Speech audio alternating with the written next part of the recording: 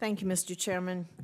Mr. Chairman, I believe my job as a United States Senator is to look at policies that are before us, look at the issues that are before us, and try to determine what that best policy would be. And I think good policy requires balance.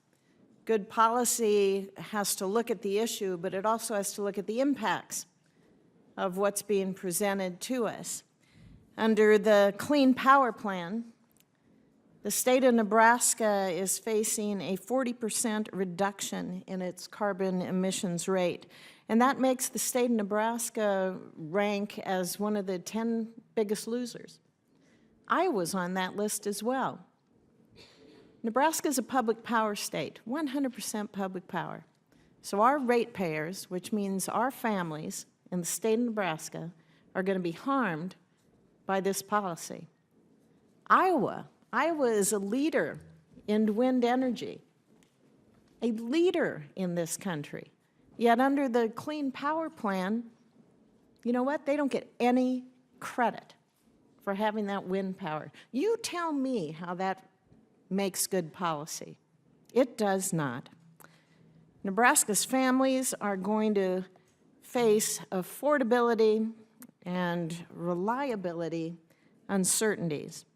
In fact, our DEQ in Nebraska, the employees there have already expended 2,000 hours on interpreting and preparing for the implementation of this plan.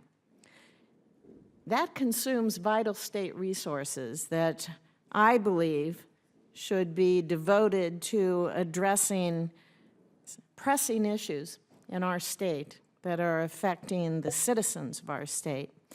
Mr. McGinnis, in your testimony, you discussed the location and population density challenges that Tri-State must overcome in order to supply members with that reliable and affordable energy.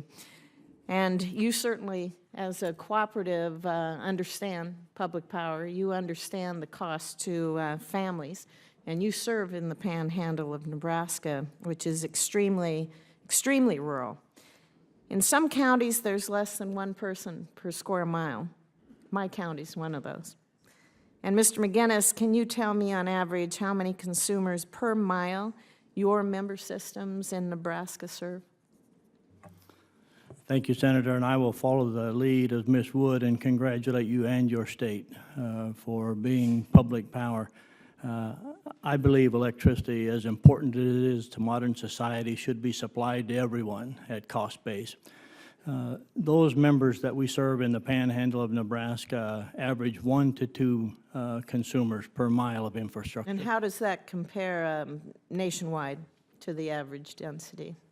If you look at the nationwide, then it's somewhere more in the high 20s, but as you get in the urban areas, that can exceed 35 or 40. Right, so as I believe, public power, whether it's the cooperatives or the public power, MPPD, OPPD, LES in the state of Nebraska, and many of our rural electric cooperatives, in my opinion, you're providing a public service because it gets more expensive when you have to provide to rural areas, correct?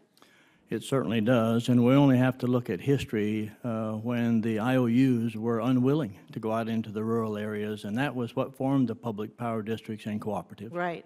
And under this Clean Power Plan, if you have to shut down one of your plants that you built because of policies at the federal level when you built those plants, and built those coal-fired plants. It was a decision that impacted your choice. If you have to shut them down or curtail any of them, how's that going to affect the cost to Nebraska families? Interestingly enough, Senator, because we serve in multiple states, if one of the states, and it's been mentioned here several times today that each state can go whichever way they want to, if the state of New Mexico makes us shut down one of our resources, it is going to affect the consumers in Nebraska because we serve on a postage stamp rate across our 4 states. And the power plants in general, they run most efficiently and with the highest environmental controls at peak operation. And it's my understanding that curtailing production, it's going to decrease that efficiency, it's going to increase emissions. And is it true that Tri-State, you won't be able just to ramp down your coal plants? You're going to have to shut them down in order to comply with the Clean Power Plan? And since you still need to supply your customers, won't you need to ensure that you have another baseload resource in order to maintain that? And I think it's educational to people to explain what a baseload resource is. Thank you, Senator, and what you've said is certainly true. Baseload facilities are designed for that very thing, to operate all the time, and those are the backup. As you get into what we call peak loads, when people come home at night, turn on their TVs, coffee pots, that sort of thing, we can use other resources.